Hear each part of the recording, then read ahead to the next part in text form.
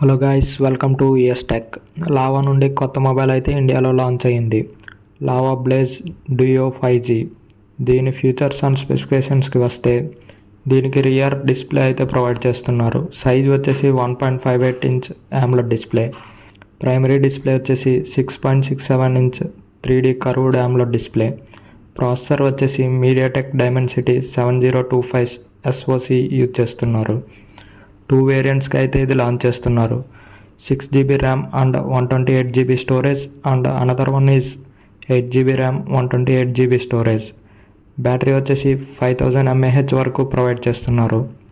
6/128 variant వచ్చేసి 17,000 లోపు price పెట్టారు.